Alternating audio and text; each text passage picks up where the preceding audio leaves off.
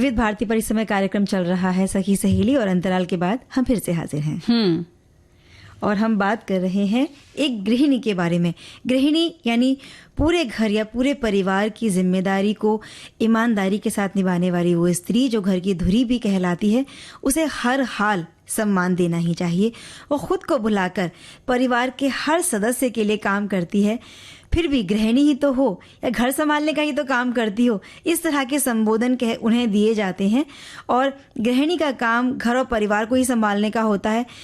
ये लोगों को बहुत कम लगता है, जबकि ये बहुत महत्वपूर्ण भूमिका है। बिल्कुल सही कहा आपने। आज हम देखते हैं कि जब हम कहते हैं कि मैं गृहिणी हूँ तो सामने वाला भी कई बार हमें हल्के स्तर पर ले लेता है, और फिर देखा देखी गृहिणी भी अपने आप को बहुत ही साधारण समझने लग जाती है, और उसके कहने में भी एक उदासी होती है या हीन भावना होती है, जो कि नहीं होनी चाहिए। आप घर में करती ही क्या हो, केवल खाना ही तो बनाती हो। ये वाक्य जो हम अक्सर सुनते हैं विशेषकर गृहिणियों के संदर्भ में, ये चंचल सोच उस मानसिकता के बारे में बताती है जो घरेलू कार्यों खासकर भोजन बनाने को एक साधारण और कम महत्व का मानते हैं। लेकिन अगर हम बहुत गहराई से देखें तो सच्चाई ये है कि भोजन केवल पेट भरने का माध्यम नहीं होता, बल्कि संपूर्ण जीवन को प्रभावित करने वाला एक महत्वपूर्ण तत्व भी होता है। और वो गृहिणी ही है जो अपने पति, अपने बच्चों, अपने परिवार वालों को टाइम टू टाइम भोजन बनाकर देती है। एक दिन भोजन ना मिले ना तो हम सबकी हालत खस्ता हो जाती है। बिल्कुल। और ये जो खाना ही है शारीरिक स्वास्थ्य भी देता है, मानसिक संतुलन भी बनाकर रखता है। ये सब काम खाने से ही होते हैं। और सिर्फ स्वाद या भूख मिटाने का साधन नहीं होता है खाना, बल्कि शरीर को जो भी ऊर्जा चाहिए, पोषण चाहिए, भावनात्मक संतुष्टि चाहिए, ये उसका भी स्रोत है। गृहिणियाँ दिन नहीं देखती, रात नहीं देखती, बस अपने परिवार के वो सब लोग स्वस्थ रहें इसके लिए वो काम करती रहती हैं और हर चुनौती का सामना करती हैं।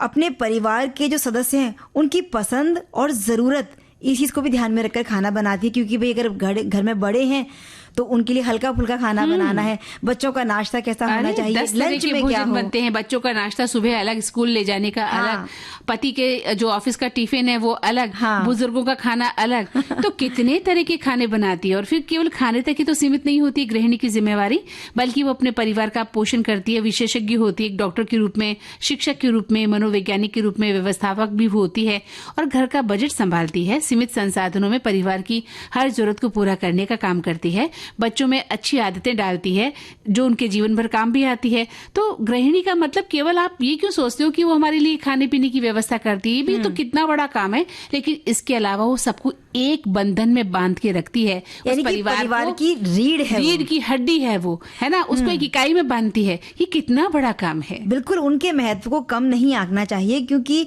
गृहिणियां दुनिया की सबसे बड़ी कार्यशक्ति हैं जो बिना प्रोत्साहन के काम करती हैं।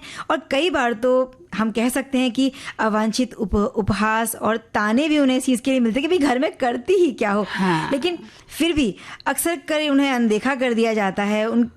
उनका काम घर को सुचारू रूप से चलाने के और परिवार को खुश रखने में महत्वपूर्ण भूमिका निभाते हैं। इस बारे में कोई सोचता ही नहीं है। बिल्कुल चंचल, आप सही कह रही हैं। अगर एक दिन भी खाना न बने ना, घर में भोजन न मिले, कपड़े धुले हुए नहीं मिले, बच्चों के स्कूल को, बड़ों के ऑफिस का जरूरी सामान समय पर न मिले ना, और घर में सफाई न हो, तो परिवार के लोगों को पता चल सकता है कि गृहिणी के क्या महान कार्य हैं। आपने देखा, बच्चों के मोजे हो, पति का रुमाल हो, है ना, बुजुर्गों के नैपकिन हो, न जाने क्या क्या ध्यान रखती है गृहिणी। उसका ध्यान कौन रखता है? वो खुद। और घर में जो बुजुर्ग हैं भाई, उनको दवा समय पर कब देनी है, उनको कब खाना दवा देनी है, हर चीज का जाने कितने तरह के दायित्व वो निभाती है। और इन दायित्वों को निभाने के लिए ना तो कोई समय सीमा है, ना कोई वेतन है, फिर भी बस वो सब लोगों के लिए काम करती रहती है। इस अहमियत का एहसास घर के लोगों को कब होता है? जब वो अवकाश लेती, या तो बीमार पड़ जाए या कुछ दिन घर से बाहर चली जाए, तब और पता जब चलता है परिवार सुचारू रूप से नहीं चलता और बाकी लोगों को बड़ी मशक्कत करनी पड़ती है ना, तब उन्हें एहसास होता है कि उस गृहिणी की क्या भूमिका है। बिल्कुल सही कहा आपने, कितना वास्तविक काम होता है। और उनके प्रयासों के लिए कभी हम सराहना या एक सम्मान के दो शब्द भी नहीं बोलते हैं, है ना। एक गृहिणी का काम न केवल शारीरिक रूप से थका देने वाला होता है, बल्कि भावनात्मक रूप से भी चुनौतीपूर्ण होता है। परिवार के सदस्यों की जरूरत को पूरा करती है, घर को साफ सुथरा रखती है, भोजन पकाती है, पूजा करती है, पाठ करती है, घर के लिए मन्नत मांगती है, भगवान को खुश करती है, ईश्वर के सामने हाथ जोड़ती है कि मेरे बच्चों को, मेरे पति को, मेरे घर के बुजुर्गों को हमेशा स्वस्थ रखे, संपन्नता दे हमारे घर में और वित्तीय मामलों का वो प्रबंधन करती है। परिवार के सदस्यों के लिए एक भावनात्मक प्रणाली के रूप में काम करती है और तो और चंचल वो पड़ोस से रिश्ते कायम करती है। हाँ। बाहर के रिश्तों को, घर रिश्तेदार जो होते हैं हमारे, सबको भी बना के रखती है ना। तो चलिए प्रोग्राम में आगे बढ़ेंगे, पहले एक गीत सुनकर आगे बिल्कुल सुनते हैं। कौन जाने मैं क्या हूँ, सुनना चाहते हो? सुनो, मैं एक चांद हूँ जिसके माथे पे एक दाग है, मेरा दिल जलता हुआ चिराग है। ये मेरी जिंदगी एक पागल हवा, आज इधर कल उधर मैं किसी की नहीं। ये मेरी जिंदगी एक पागल हवा, आज इधर कल उधर मैं किसी की नहीं। ये मेरी जिंदगी।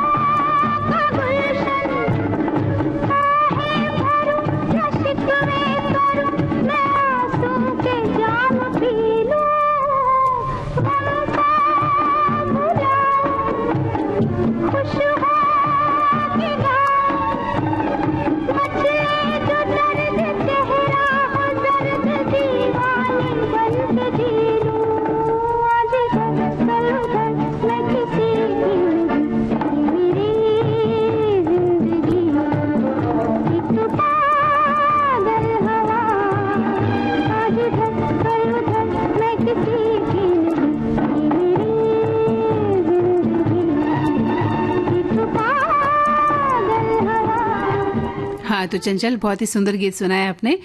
मेरी जिंदगी एक पागल हवा, यानी वो कितना परेशान होगा, इधर उधर घूमती है गृहिणी। और ऐसे होना चाहिए, कभी कभार कहते हैं ना, बिल्कुल पागल हवा की तरह हो जाना चाहिए। इसके पीछे लगे हैं, उसके पीछे लगे हैं। अरे कई बार खुद को भी वक्त दीजिए। हाँ। और अपने लिए भी कभी जीना शुरू करिए। बस सबसे बड़ी दिक्कत यही है कि गृहिणी जो है, एक जो महिला है या स्त्री है घर की, वो अपने परिवार के लिए जीती है, अपने परिवार के लिए खटती रहती है, अपने लिए वक्त नहीं होता है उनके पास। और इसके बदले वो सिर्फ ये चाहती है कि लोग उसे सम्मान दें, ना कि ताने या ये कहे कि करती क्या हो। लेकिन ये इस तरह के लोग, और पता है दुख कब होता है, जब औरत ही औरत को ताना देती है। तुम करती क्या हो, है ना। यानी घर की अगर सासू माँ की बात करें, अरे बहू तुम करती क्या हो, तो ये जो बात है एक बहू को या पत्नी को, जो भी घर की स्त्री है, उसको तोड़ देती है। हम खाली पुरुषों पर ही दोषारोपण नहीं कर सकते। घर समाज में जो भी लोग हैं, अगर एक दूसरे को इस तरह से आरोपित करेंगे तो जाहिर है हर इंसान को दुख होगा। एक श्रोता लिखते हैं कि बच्चों का अभिमान हूँ, पति की सलाहकार हूँ, लड़खड़ाते बूढ़े कदमों का अवलंब हूँ, आस हूँ, अपने संसार का स्तंभ हूँ, आधार हूँ। कैसे मैं ये कह दूं कि मैं कुछ नहीं करती, मैं साधारण सी गृहिणी हूँ। बिल्कुल, यानी कि वो कितनी भूमिकाएं निभा रही है, तो वो साधारण कैसे हो सकती है। एक अन्य श्रोता का कमेंट है कि मैं तो गृहिणी हूँ और 24 घंटे अपने घर और परिवार के लिए सोचती हूँ, करती हूँ। सिर्फ गृह कार्य नहीं, बाहर के काम भी अच्छी तरह से संभालती हूँ। मैं फैमिली मेकर हूँ, होम डेकोरेटर हूँ, घर की शेफ, वैद्य, फैशन डिज़ाइनर, म्यूजिशियन और बैंकर भी हूँ। मैं ऑलराउंडर गृहिणी हूँ और आप सभी का स्वागत करती हूँ। क्या बात है। एक श्रोता लिखती है कि मैं गृहिणी हूँ, मुझे गर्व है गृहिणी होने का, मेरा सौभाग्य है घर की आहट समझने का। मैं घर की हर कदमों को समेटती हूँ, कोई पथ भ्रष्ट हो जाए तो मैं उसे सही दिशा दिखाती हूँ। हाँ, मैं गृहिणी हूँ, घर के हर कोने की आवाज़ हूँ, अपने कानों में समेटती हूँ, सही वक्त पर सही दिशा में घर को सजाती हूँ, बूढ़े माँ बाप की निगरानी रखती हूँ, घर को मंदिर बनाती हूँ। हाँ, मैं गृहिणी हूँ, मैं घर की बहू हूँ, रिश्ते की हृदय हूँ, पति की जान हूँ, घर के बुजुर्गों की आन बान और शान हूँ, घर की बुनियाद हूँ, मैं ममता भरी बच्चों की माँ हूँ। हाँ, मैं गृहिणी हूँ। बिल्कुल, ये गर्व हर गृहिणी को अपने ऊपर होना चाहिए। एक अन्य श्रोता हमारे वो लिखते हैं कि घर का जो भी सदस्य घर से बाहर जाकर इत्मीनान से काम कर पाता है तो उसके पीछे वे महिलाएं हैं जो उनके घर को संभाल रही हैं और उनकी जिंदगियों को सरल और सहज बना रही हैं। ये अनचिन्नी और बेनाम महिलाएं आपको नाम और शोहरत की सीढ़ियां उपलब्ध करवा रही हैं, लेकिन आप बदले में उन्हें क्या दे रहे हैं? ये जो सवाल हमारे श्रोता ने अंतिम पंक्ति में किया है कि आप उन्हें क्या दे रहे हैं, तो बहुत सही है। आपको क्या देना है? सिर्फ सम्मान देना है उनके इन कार्यों के लिए। प्यार की भूख होती है, एक सम्मान की भूख होती है। मतलब एक इंसान के रूप में कह ले, एक छोटे से जीव को भी है ना, छोटी सी सराहना उन्हें अगर मिल जाती है ना कि भाई तुमने ये अच्छा किया, बस उसी में बहुत खुश हो जाती है, सराहना में। एक श्रोता ने लिखा है कि जब तक अर्थशास्त्री गृहिणी के कामों के आर्थिक मूल्यांकन के लिए कोई फार्मूला ईजाद नहीं कर ले, तब तक समाज उस फार्मूले को स्वीकार नहीं कर ले। तब तक इतना ही कर ले कि आपके घरों की महिलाएं जो काम घरों में कर रही हैं उसका आप ही ईमानदारी से मूल्यांकन करें और उसके काम के योगदान का सम्मान करें। गृहिणियों के कार्यों को गरिमा दें, क्योंकि घर और बाहर के बीच यदि आप संतुलन साध पाते हैं तो ये उन्हीं के बेनाम योगदान की वजह से संभव हो पा रहा है। हमारे एक अन्य श्रोता ने लिखा है कि कल की और आज की गृहिणी का हृदय हरदम यही कहेगा कि मैं गृहिणी गृह लक्ष्मी हूँ, 2 भुजाओं से माता रानी, अष्टभुजा जैसी बहुरंगी काम करने वाली गौरी हूँ, परिवार की आदि माया आदि शक्ति हूँ, भोजन बनाने में अन्नपूर्णा हूँ, अर्थार्जन करने वाली लक्ष्मी हूँ, तो पढ़ी लिखी सरस्वती हूँ, कला निपुण रिद्धि सिद्धि हूँ, भली बुरी जो भी स्थिति हो संतुष्ट रहने वाली संतोषी माँ हूँ, अन्याय से लड़ने वाली रानी रण दुर्गा हूँ और ईश्वर भी उससे हमेशा कहेगा तथास्तु। एक श्रोता ने लिखा है कि मैं गृहिणी भी हूँ, साथ ही एक वर्किंग वुमेन भी हूँ, घर परिवार की जिम्मेदारियां निभाने के साथ साथ बाहर भी काम करती हूँ। ये संतुलन बनाना चुनौतीपूर्ण जरूर है, लेकिन इससे मैं खुद पर और अपनी क्षमता पर गर्व महसूस करती हूँ। दोनों जिम्मेदारियों से मुझे आत्मनिर्भरता, संतुष्टि और जीवन को बेहतर तरीके से समझने का अनुभव मिलता है। बिल्कुल सही बात लिखी है। और हमारे एक अन्य श्रोता लिखते हैं कि मेरी पत्नी भी उसे खुद से यही शिकायत रहती है कि वो एक गृहिणी है और मैं उन्हें ये समझाने का प्रयास करता हूँ कि पूरा घर संभालना कोई मामूली काम नहीं है। छोटे से छोटे काम को लेकर बजट और घर के खर्चे संभालना एक गृहिणी के लिए गर्व की बात होती है। तो सच है, जिस घर में ऐसे पुरुष होते हैं जो महिलाओं के काम की सराहना करते हैं, उन्हें सम्मान देते हैं, बहुत सारा प्यार देते हैं और उनका साथ भी देते हैं, तो वो महिलाएं, वो गृहिणियाँ बहुत ही किस्मत वाली हैं। और वो घर भी स्वर्ग के समान ही होता है। बिल्कुल। और एक गृहिणी कह सकते हैं कि घर की अदृश्य नायिका होती है। उनके कार्य को छोटा समझना ये छोटी सोच का काम होता है।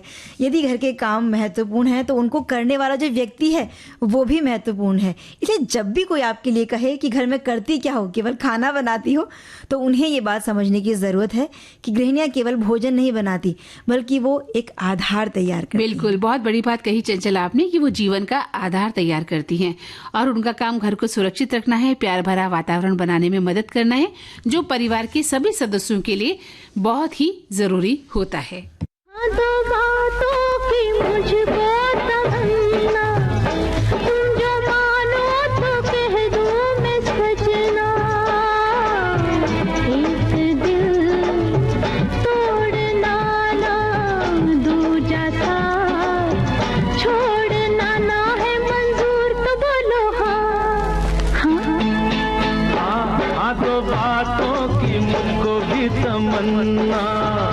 तुम जो मानो तो कह दो जरा सुनना,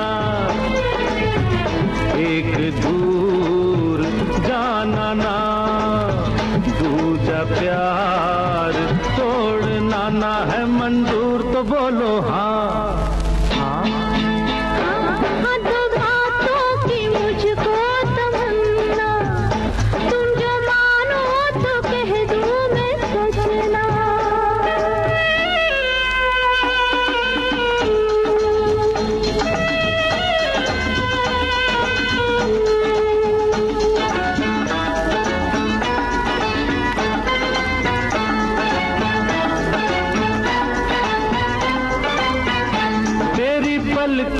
की छाँवों में बैठा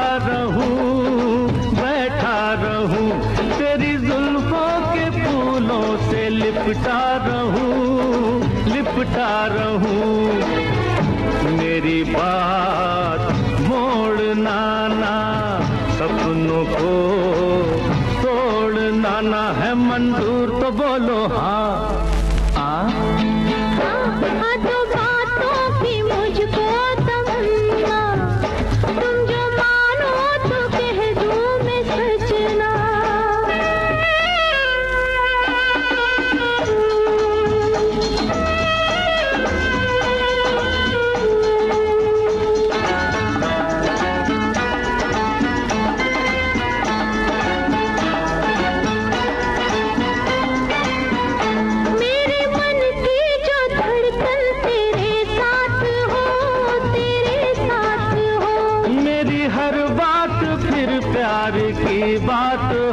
प्यार की बात हो, मुझको भूल जाना ना, मेरा हाथ छोड़ना ना है मंजूर तो बोलो हाँ।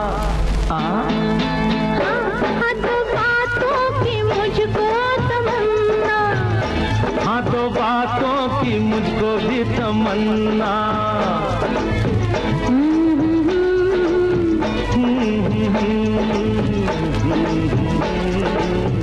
हाँ तो चंचल, अब बताइए किस पर बात करनी है, हमें आज कहाँ घुमाने ले जा रही थी आप? आज हम जाएंगे महेश्वर। और हर किसी को बनारस जो है वो एक ऐसी जगह है जिसके मायने अलग अलग होते हैं। किसी को वहाँ घूमना पसंद है तो किसी को ठहरना, किसी को वहाँ का खान पान पसंद है। लेकिन सभी के लिए बनारस की जो बहुत ज्यादा पसंद है जगह वो होते हैं वहाँ के घाट, जो सबका मन मोह लेते हैं। बिल्कुल सही अब कहा आपको आपने। लगे कि मैं बात महेश्वर की हो रही, मैं बनारस की बातें क्यों कर रही हूँ? तो भाई ऐसा एक छोटा सा बनारस ना मध्य प्रदेश में भी है। बिल्कुल। और मध्य प्रदेश का जो छोटा सा शहर है महेश्वर, इसे दूसरा बनारस कहा जाता है। बिल्कुल सही कहा। और यहाँ के घाट जो हैं, इन्हें देखकर यहाँ आने वाले जो भी पर्यटक हैं उनको लगेगा कि हम बनारस में आ गए हैं। और बहुत सुंदर छोटे छोटे से यहाँ महल हैं, मंदिर हैं, और आज भी इतिहास इन गलियारों में जिंदा दिखाई पड़ता है। यहाँ का इतिहास, नर्मदा के किनारे बसा हुआ महेश्वर पर्यटकों को बहुत लुभाता है। बिल्कुल सही कहा। और माना भी जाता है कि सुबांधु नाम के शासक ने 4वीं शताब्दी में महेश्वर कस्बे को बसाया था। बाद में होलकर शासकों ने अपनी राजधानी इंदौर से बदलकर महेश्वर कर ली थी। तो जब अहिल्याबाई होलकर शासक बनी तो उन्होंने सिर्फ महेश्वर की ही नहीं बल्कि पूरे देश के मंदिरों का पुनरुद्धार कराया था, जिनको मुगलों ने तहस नहस कर दिया था। अहिल्याबाई होलकर ने नर्मदा नदी के किनारे कई घाट भी बनवाए और महेश्वर का प्राचीन नाम महिष्मती भी था। महेश्वर बिल्कुल शांत और सुकून वाली जगह है, जहाँ पर्यटक सुबह सुबह अगर जाएंगे तो चिड़ियों की चहचहाहट सुन सकते हैं। शहर की आधुनिकता से दूर महेश्वर बिल्कुल धीमा चलने वाला एक छोटा सा शहर है। और आज भी अहिल्याबाई होलकर और उनकी बहू कृष्णाबाई होलकर की बनाई हुई जगह वो लोग देख सकते हैं। और सुकून परस्त है ये शहर, हम ऐसा कह सकते हैं। बिल्कुल सही कहा। और महेश्वर प्राचीन समय में मालवा साम्राज्य की राजधानी भी थी चंचल। और यहाँ की कई इमारतों और सार्वजनिक स्थानों में मराठा वास्तुकला की झलक देखने को मिलती है। महेश्वर भगवान शिव को समर्पित एक छोटा सा शहर है कहा जाता है। और ये पवित्र नगर आज भी आध्यात्मिक अनुभव चाहने वालों के लिए एक आकर्षण का केंद्र है। महेश्वर का इतिहास कई 100 साल नहीं बल्कि युगों पुराना माना जाता है। इसीलिए इसका उल्लेख रामायण जैसे महाग्रंथ है उनमें भी मिलता है। रामायण में मिले उल्लेख के अनुसार सम्राट सहस्त्रार्जुन इतने शक्तिशाली राजा थे कि उन्होंने अपनी 1000 भुजाओं द्वारा नंदा नदी की धारा को वो रोक सकते थे। उन्होंने एक बार रावण को युद्ध में हराकर उसे कैद भी कर लिया था। और महेश्वर में स्थित रावणेश्वर मंदिर उसी का प्रतीक माना जाता है। और रानी अहिल्याबाई के जो धार्मिक स्वभाव और बुद्धिमत्ता के कारण इस शहर को अपना वर्तमान महत्व और पहचान मिली थी, जिन्होंने अपने गौरवशाली अतीत के कारण इस पवित्र शहर को होलकर राज्य की राजधानी भी घोषित कर दिया था। तो यहाँ घूमने की कौन कौन सी जगह है उसके बारे में बात करेंगे। पहले एक गीत सुन लेते हैं। बिल्कुल।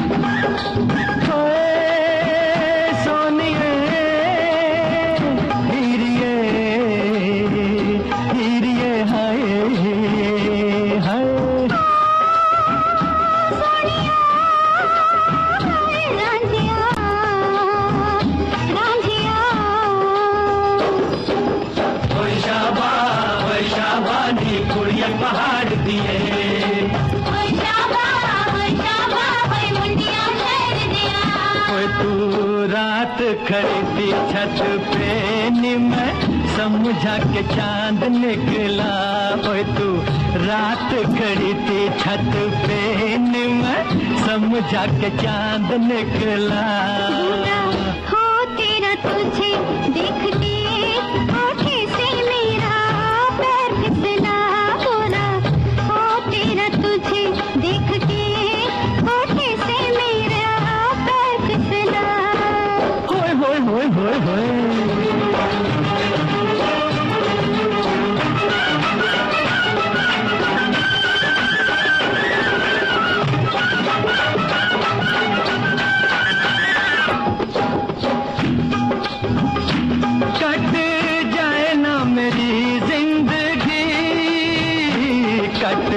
जाए ना मेरी जिंदगी ओ तेरी कल परसों में। जाए ना मेरी जिंदगी ओ तेरी कल परसों में। परसों में बात नहीं बनती, कल परसों में बात नहीं बनती, बनती है जाके बरसों में। परसों में बात नहीं बनती, बनती है जाके बरसों में।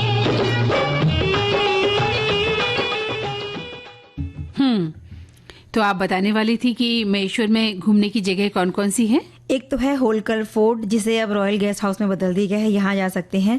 फिर रजवाड़ा भी आप जाकर घूम सकते हैं। इसके अलावा नर्मदा नदी और नर्मदा के घाट तो हैं ही हैं। यहाँ बड़ी सुंदर छतरियां बनी हुई हैं राजा महाराजाओं की, वहां जा सकते हैं। जो महेश्वरगढ़ है वहां पर जाया जा सकता है, क्योंकि वहां आज भी राजसी परिवार रहता है और महेश्वरगढ़ के प्रवेश द्वार तक लोग आते जाते भी रहते हैं। और ये विशाल गेट हाथियों के लिए बनाया गया था देखा जाए तो। और राज राजेश्वर मंदिर है वहां पर, काशी विश्वनाथ मंदिर है, अहिलेश्वर मंदिर है और पंडरीनाथ और जलेश्वर मंदिर भी हैं। तो बिल्कुल बहुत सारे मंदिर यहाँ पर आप देख सकते हैं। खरगोन एक छोटी सी पास में एक आकर्षण पर्यटन स्थल और है, वहां जा सकते हैं। मंडलेश्वर जा सकते हैं, कसराबाद। और अगर आपको यहाँ जाकर खरीदारी करनी है तो भाई महेश्वरी साड़ियों की तो बात ही क्या है, वो आप यहाँ से खरीद सकते हैं। और घूमने के लिए जो सबसे अच्छा समय बताया जाता है वो है अक्टूबर से मार्च का समय। ठीक है, तो अक्टूबर से मार्च के मध्य हम यहाँ जा सकते हैं और यहाँ हर तरफ आपको हथकरघे के चलने की आवाजें सुनाई देगी। यहाँ पर जो खास तौर से साड़ियों की शॉपिंग कर सकते हैं, रंग बिरंगी साड़ियां आपको दिखाई देंगी। इन साड़ियों की खास बात यह भी है कि महेश्वर किला का आर्किटेक्चर को साड़ियों में उकेरा गया है और इसे खास बनाती है ये बात। और सिर्फ साड़ियां ही नहीं, इसके अलावा यहाँ के बाजारों में हस्तशिल्प के सामान और अन्य स्थानीय वस्तुओं की भी शॉपिंग होती है और इस ट्रिप को यादगार भी बना सकती है। तो बिल्कुल जरूर हमारे श्रोता भी यादगार बनाएंगे और हम भी जरूर जाएंगे इस जगह पर घूमने। बिल्कुल।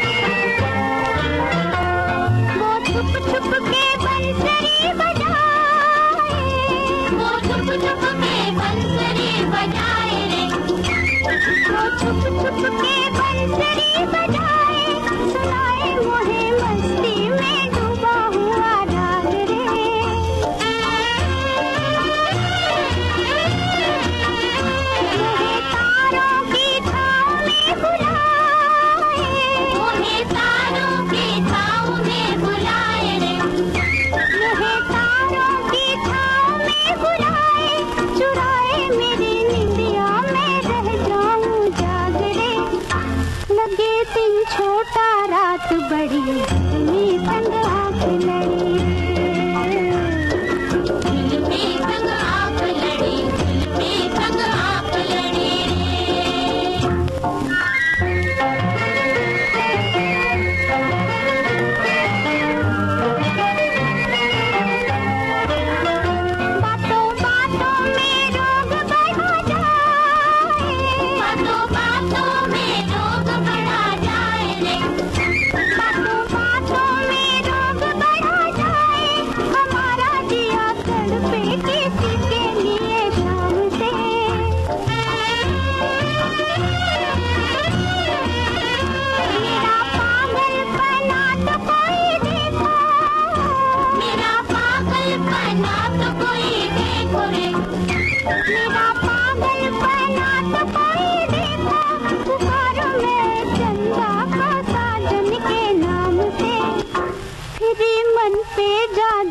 छड़ी झूली संग आँख लड़ी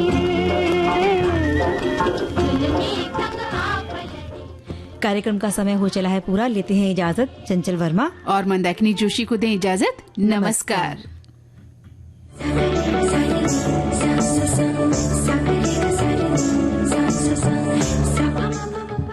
कार्यक्रम की प्रस्तुतकर्ता अनुश्री पाठक। सखी सहेली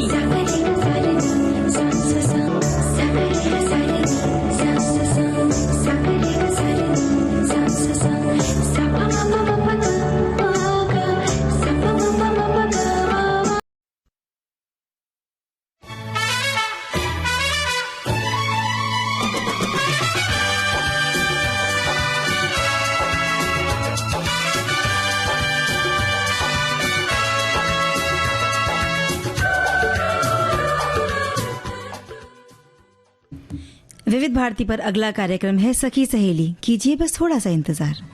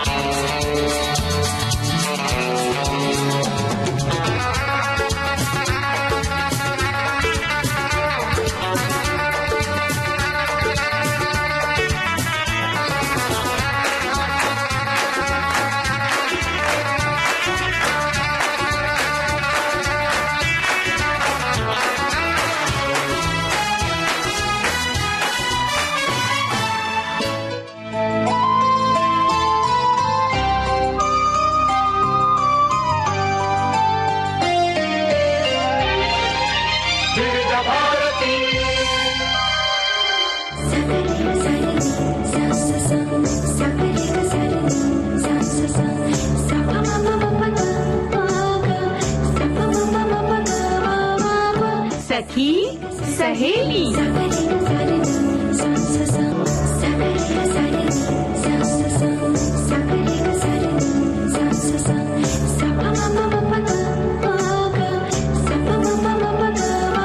सखी सहेली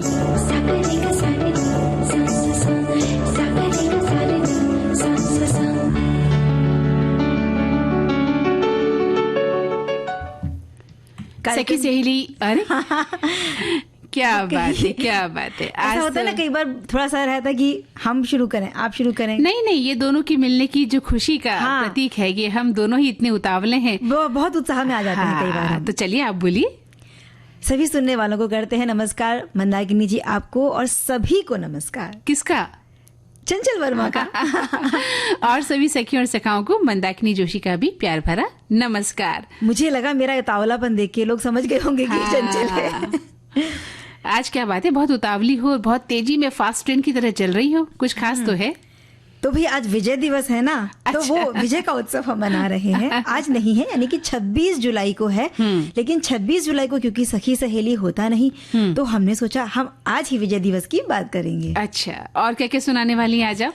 25 जुलाई को होता है डूबने से बचाव का वैश्विक दिवस, इसके बारे में भी हम बात करेंगे, क्योंकि कल हेलो सहेली का प्रसारण होगा, तो इसके बारे में भी आज बात करेंगे। और घूमने फिरने के दिन है, बारिश के दिन है, तो चला जाए कहीं इस नदी किनारे। बताइए कहाँ लेकर जाने वाली हैं आज? नदी किनारे बनी हुई एक बहुत सुंदर सी एक शहर है, वहां जाएंगे हम। हाँ। और ये है महेश्वर। अरे वाह, क्या बात है, आज तो दिन बन जाएगा फिर तो। और कई बार गृहिणियां जो होती हैं, जो एक घर की धुरी हैं, उन्हें बहुत कम तर आंका जाता है, या वो खुद भी अपने आप को कमतर आंकती हैं कहकर कि मैं तो गृहिणी हूँ, मैं गृहिणी हूँ। और मैं तो सिर्फ ये तो शब्द लगा देने से लगता है कि कुछ उस चीज की अहमियत नहीं रहेगी। तो इस बारे में हम बात करेंगे। जी बिल्कुल, कि ये सबसे अहम भूमिका होती है। हाँ बिल्कुल। और इसको लेकर हम अगर खुद ही कुंठित हो जाएंगे या अपने आप को हे समझने लगेंगे, छोटा समझने लगेंगे, तो फिर दूसरों को हम मौका दे देते हैं ऐसा सोचने के लिए। कई बार हम जब बात करते हैं अपनी सखियों सहेलियों से, तो वो हम पूछते हैं आप क्या करती हैं? मैं तो एक हाउसवाइफ हूँ। हाँ। ऐसा लगता है बहुत बड़ा अपराध कर दिया जैसे उन्होंने, है और ना? जैसे उनकी कोई अहमियत नहीं रह गई हाँ। है। उन्हें लगता है, तो शान के साथ कहिए, गर्व के साथ कहिए कि आप एक गृहिणी हैं, आप हाउसवाइफ हैं, पूरे घर को संचालित कर रही हैं, पति को, बच्चों को, घर के बड़े बुजुर्गों को, घर की धुरी हैं आप। ये क्यों भूल जाती हैं? आमतौर पर लोगों को यही लगने लगता है कि जो महिलाएं घर से बाहर जाके काम करती हैं, उनके ऊपर बड़ी जिम्मेदारी है। ऐसा नहीं है, जिम्मेदारी हर व्यक्ति पर होती है, चाहे पुरुष ही क्यों ना हो घर का, उसके ऊपर भी बहुत सारी जिम्मेदारियां हैं। और जब बच्चे बड़े होते हैं तो उनके ऊपर भी हम यदा कदा जिम्मेदारी लाद ही देते हैं। हमारे श्रोता इस पर अपने विचार हमें लिखकर भेजेंगे।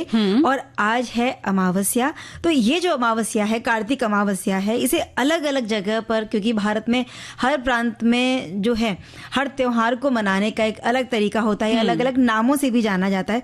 तमिलनाडु में इसे आदि अमावस्या कहते हैं, उड़ीसा में चितलागी अमावस्या, तो उत्तर भारत की तरफ इसे हरियाली अमावस भी कहते हैं। और महाराष्ट्र की अगर मैं बात करूं तो यहाँ दीप अमावस्या के रूप में इसे हम मनाते हैं। और दीप अमावस, इसका मतलब यही है कि हमारे मन के अंधकार को हमें दूर करना है और ज्ञान, प्रेम, आनंद का दिया बस हमेशा हमारे भीतर जला रहे। जो लौ है वो जलते रहनी चाहिए, तमस नहीं होना चाहिए। जी।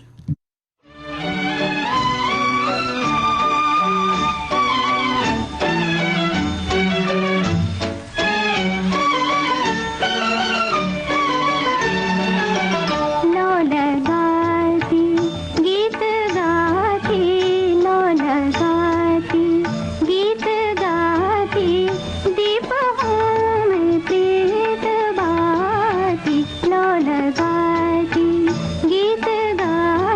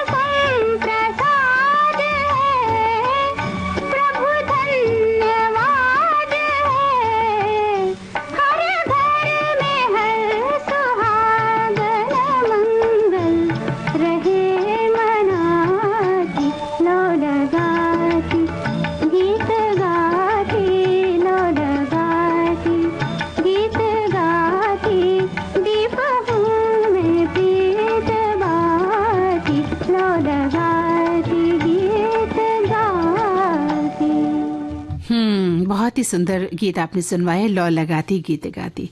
और देखिए चंचल, जो हमारे देशभक्त है ना, वो भी एक लौ जलाते हैं, एक अलग जगाते हैं हम सभी के भीतर, तब जाके देशभक्ति की जो भावना है, जो क्रांति है, वो पैदा होती है। मैं तो कहती हूँ लौ नहीं, उनके लिए, क्रांतिवीरों के लिए या जो हमारे सैनिक हैं उनके लिए तो वो जो उनकी मशाल है वो जलती रहनी बिल्कुल चाहिए। एक लौ लगी रहती है ना, मतलब एक आग जलती है तो वो मशाल जलती है, तभी लगता है कि कुछ क्रांति होने वाली है ना। बिल्कुल, और ऐसा ही कुछ कर दिखाया था उस वक्त 1999 में जब युद्ध हुआ था, उस वक्त की बात हम कर रहे हैं। बिल्कुल, आप कारगिल विजय दिवस की बात करने वाली हैं, तो बताइए इसके बारे में थोड़ा। हर साल कारगिल युद्ध के नायकों को सम्मान देने के लिए 26 जुलाई के दिन इस दिन को हम मनाते हैं। और ये दिन न केवल भारतीय सेना बल्कि देश के हर नागरिक के लिए बहुत भावुक और प्रेरणादायक दिन होता है। भारत और पाकिस्तान की सेनाओं के बीच साल 1999 में कारगिल युद्ध हुआ था, जो लगभग 60 दिनों तक चला और 26 जुलाई के दिन भारत की जीत के साथ इस युद्ध का अंत हुआ था। इस युद्ध में शहीद हुए भारतीय जवानों ने के सम्मान स्वरूप ये दिन हम आयोजित करते हैं। और इस युद्ध के दौरान करीब 527 सैनिकों ने अपने जीवन का बलिदान दिया, यानी वो शहीद हो गए, और करीब 1400 सैनिक जो थे वो घायल हो गए थे। बिल्कुल, और इस साल भारतीय सेना ने कारगिल युद्ध की याद में एक छोटा सा वीडियो सोशल मीडिया पर साझा किया है, जिसमें 1999 की वीरगाथा की अनमोल झलकियां और संदेश भी प्रस्तुत किए गए हैं। वीडियो में कारगिल युद्ध के दौरान की कई तस्वीरें हैं, जिनके नीचे लिखा था 1999 में दुश्मन यानी पाकिस्तानी घुसपैठियों ने सीमा पार कर ली थी। हमने दृढ़ निश्चय और अडिग भावना के साथ लड़ाई लड़ी। हमने अपनी जमीन के हर इंच की रक्षा की। हर घुसपैठ को कुचल दिया गया। वो ऊंचाइयों के पीछे छिप गया, लेकिन हमारी वीरता और भी ऊंची हो गई। बिल्कुल सही बात है। जब सैनिक एक जज्बे के साथ में आगे बढ़ता है तो वो इतना ऊंचा हो जाता है कि दुश्मन हो या कोई भी बुराई हो उसके सामने छोटी हो ही जाती है। बिल्कुल। और ये जो वीडियो है 26 जुलाई को मनाए जाने वाले कारगिल दिवस के संदर्भ में भारतीय सेना की तरफ से श्रद्धांजलि है उनकी याद में, और हम सभी वीरों के अतुलनीय शौर्य को नमन करते हैं। उनके साहस और कारगिल की ऊंचाइयों में जो गूंजता है, भारत की आत्मा के लिए सदा अंकित रहेगा। बिल्कुल, और 1999 में भारतीय सेना ने ऑपरेशन विजय के तहत पड़ोसी मुल्क की घुसपैठियों से कारगिल की रणनीतिक ऊंचाइयों को हासिल किया था। और ये युद्ध भारतीय सशस्त्र बलों की राजनीतिक दृढ़ता, सैन्य कौशल और कूटनीतिक संतुलन का प्रतीक माना जाता है। इस युद्ध को न सिर्फ एक सैन्य विजय के रूप में, बल्कि राष्ट्र की सामूहिक इच्छा शक्ति और रणनीतिक समझ की मिसाल के रूप में भी। हाँ। ये ऐसे गीत होते हैं ना मंदाकिनी जी, जो हमें उत्साह में ला देते हैं। और जब हमने कार्यक्रम शुरू किया तभी मैं बहुत उत्साह में थी और बोलने जा रही थी, श्रावण बोल दिया मैंने, कार्तिक मास। तो बाद में ये इस चीज का मुझे एहसास तब हुआ, मेरी गलती का, हाँ। जब हमारे एक श्रोता ने मुझे याद दिलाया कि भाई कार्तिक नहीं श्रावण मास है। बिल्कुल सही कहा। और वैसे भी कई बार हम अति उत्साह में कुछ बातें ऐसी बोल जाते हैं, लेकिन जब हम उसको फिर से रिग्रेट कर लेते हैं तो वो बात गौण हो जाती है। कई बार होता है अति उत्साह में हम बोल जाते हैं। तो चलिए, हमारे श्रोताओं ने आपको ध्यान से सुना, इसका मतलब यही है कि श्रोता बहुत ध्यान से सुनते हैं कार्यक्रम। और एक बात और मंदाकिनी जी की, जब हम बहुत उत्साह में होते हैं ना, तो वो जो उत्साह है वो कई बार हमें डुबो देता है। इसी तरह से पानी का बहाव भी जब बहुत तेज होता है, वो अपनी पूरी उमंग में होता है तो हमें बहा ले जाता है, डुबो भी सकता है। बिल्कुल। और इसीलिए डूबने से बचाव का वैश्विक दिवस मनाया जाता है 25 जुलाई को। इसके बारे में आज हम बात करने वाले हैं। बिल्कुल, हम बात करेंगे कि हाल ही में भारत में लोगों के डूबने की घटनाओं की जो खबरें आई हैं वो बहुत ही चिंताजनक है। चंचल, डूबने की वजह से होने वाली मृत्यु के कारणों की रोकथाम और सुरक्षा उपायों के बारे में जागरूकता बढ़ाना बहुत ही आवश्यक है, ताकि इन त्रासदियों को रोकने में हमें मदद मिल सके। बिल्कुल, वर्ल्ड ड्राउनिंग प्रिवेंशन डे यानी डूबने से बचाव का वैश्विक दिवस, ये एक ऐसा कार्यक्रम है जो डूबने के कारण जिंदगियां जो खो जाती हैं उनको याद करने के साथ साथ आसपास की सुरक्षा के संबंध में जागरूकता बढ़ाने के लिए भी इस दिन का आयोजन किया जाता है। और इस दिन को अप्रैल 2021 में संयुक्त राष्ट्र महासभा के द्वारा प्रस्ताव घोषित किया गया था ताकि इसको मनाया जाए। और ये दिन महत्वपूर्ण है क्योंकि किसी भी व्यक्ति का डूबना एक बहुत ही सार्वजनिक स्वास्थ्य समस्या है, जिसके कारण पिछले कुछ सालों में बहुत से लोग अपनी जिंदगी भी गंवा चुके हैं और ये पूरी मानवता और समाज के लिए एक बहुत बड़ा नुकसान भी है। लेकिन सफल प्रयास इस ओर करके हमें इन्हें पूरी तरह से रोकना होगा। बिल्कुल, डूबने की जो घटनाएं हैं इसकी रोकथाम के लिए किफायती इंतजाम और रणनीतियां लागू करके डूबने के खतरे को काफी हद तक कम किया जा सकता है। और रिसर्च जो इसके बारे में की गई वो ये बताती हैं कि डूबने से होने वाली जो मृत्यु है उसमें 50% से अधिक मौतें 30 साल से जो कम लोग थे उनकी हैं, या तो फिर और 5 साल से 14 साल के जो छोटे बच्चे होते हैं उनकी हैं। तो कई बार बच्चे, जब हम ऐसी किसी जगह पर घूमने जाते हैं, बच्चे हाथ छुड़ा के भाग जाते हैं, या जो युवा है वो बहुत अति उत्साह में रहते हैं, क्योंकि ये जो समय है ना जुलाई का, अगस्त का, इन दिनों बारिश बहुत होती है, पानी उफान पर होता है और हम पिकनिक के शौक में जाते हैं, पिकनिक मनाने जाते हैं, कई बार स्कूल से जाते हैं, कॉलेज से जाते हैं, या दोस्त आपस में मिलके भी जाते हैं और अति उत्साह में हम जो है किसी सरोवर में डूबते हैं या जाते हैं कि चलो तैरेंगे, दोस्तों के साथ मौज मस्ती करेंगे। लेकिन कई बार ऐसा करने से पिकनिक के लिए जिन जगह का चुनाव हम करते हैं, जहाँ झरने हो, झील हो, तालाब हो, समंदर का किनारा हो, और ये सभी जगह ऐसी होती हैं। समंदर का किनारे की बात करें तो समंदर में उफान इतना होता है, जो ज्वार भाटा की हम बात करें तो ज्वार इतना ज्यादा होता है, समंदर की लहरें बहुत ऊंची होती हैं और एक बार अगर उन लहरों की चपेट में आ गए तो खुद को बचा पाना बड़ा मुश्किल हो जाता है। और जो झरने वाली जगह है, झरनों का बहाव, जब बारिश बहुत अगर तेज आई है तो झरनों का बहाव बहुत ज्यादा होता है, उन जगहों पर फिसलन बहुत ज्यादा हो जाती है। बिल्कुल, इसलिए इन जगहों पर कई बार हम सेल्फी पॉइंट समझ कर सेल्फियां लेने लग जाते हैं और इस तरह कि जब हम एक तरह से शौकिया वो करते हैं तो दुर्घटना का शिकार भी हो जाते हैं। बहुत बार हमें लगता है कि हम अपने को सरोवर में डुबोते हुए झरनों के आसपास एक सेल्फी लेंगे और पांव फिसल जाता है और बड़ी दुर्घटनाएं भी हो जाती हैं। तो डूबने की जो घटनाएं हैं उनको रोकथाम बहुत जरूरी है और काफी कम किया जा सकता है, जैसा कि अभी आपने बताया भी। और बताया जाता है कि डूबने से होने वाली मृत्यु विश्व भर में होने वाली मौतों का 6ठा प्रमुख कारण है। डूबने से होने वाली मृत्यु में लड़कियों की तुलना में लड़कों की संख्या अधिक है। ये संख्या शहरी क्षेत्रों की तुलना में ग्रामीण क्षेत्रों में ज्यादा होती है, क्योंकि वहाँ बात बात पर हम पिकनिक मनाने, जिसे वो राजस्थानी भाषा में गोट कहते हैं, वहाँ चले जाते हैं और डूब भी जाते हैं कई बार।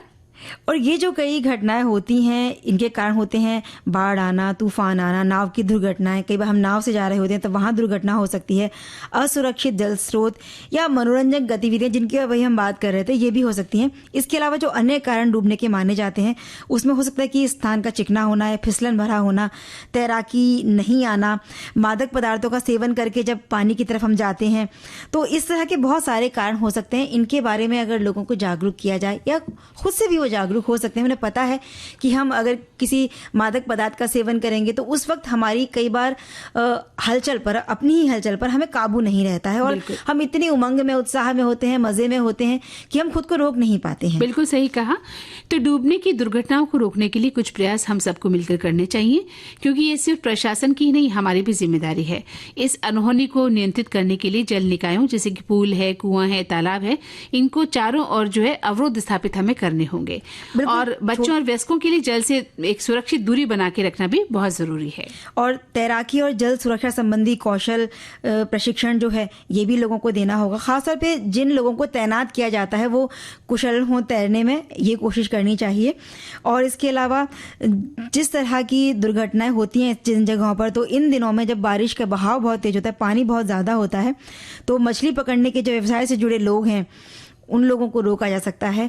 और ये घटनाएं होती हैं जब पर्यटन स्थलों पर नौका विहार पर जो लोग लेकर जाते हैं, तो वो भी बिल्कुल ट्रेंड होने चाहिए। बिल्कुल सही कहा आपने।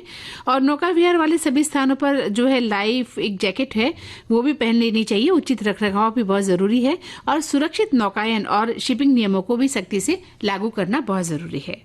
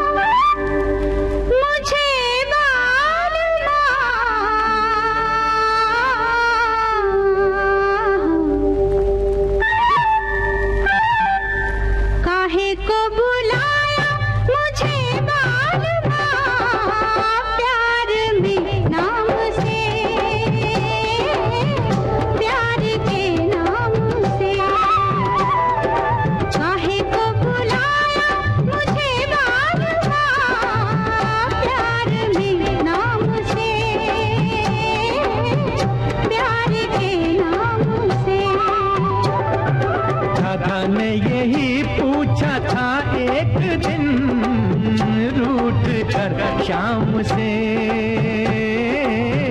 रूठ कर शाम से। जातों से बोलूंगा, जातों से बोलूंगा, घूंघटा खोलूंगा, तोलूंगा मैं संग तेरे। जातों से बोलूंगा, घूंघटा खोलूंगा, तोलूंगा मैं संग तेरे। रोज जो तुम रूठोगी ऐसे, गुजरेंगे दिन मेरे कैसे, जीने नहीं देगा मुझे 4 दिन प्यार आराम से, प्यार आराम से। काहे को बुलाया मुझे बाबा, प्यार मेरे नाम से, प्यार के नाम से।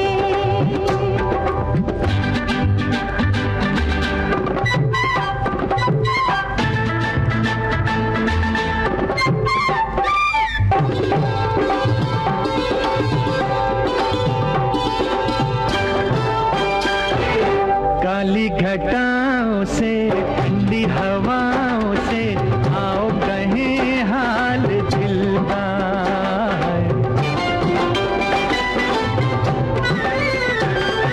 काली घटाओं से ठंडी हवाओं से आओ कहें हाल दिल का। प्यार में दिन तो ढल जाता है, रात को जादू चल जाता है, दिया लगता है धड़कने पिया, आज कल शाम से, आज कल शाम से। राधा ने यही पूछा था एक दिन रूठ कर शाम से, रूठ कर शाम से।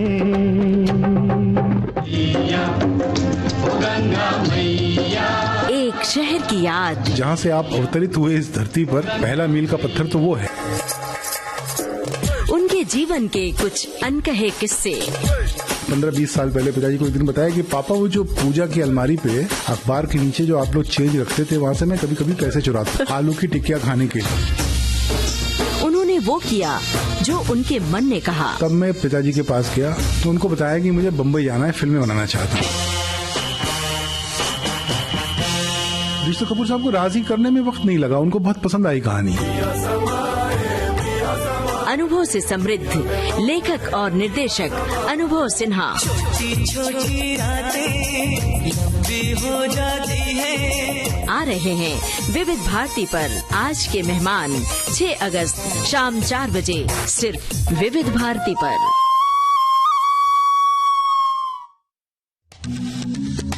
90 बरस की ऊर आकाशवाणी।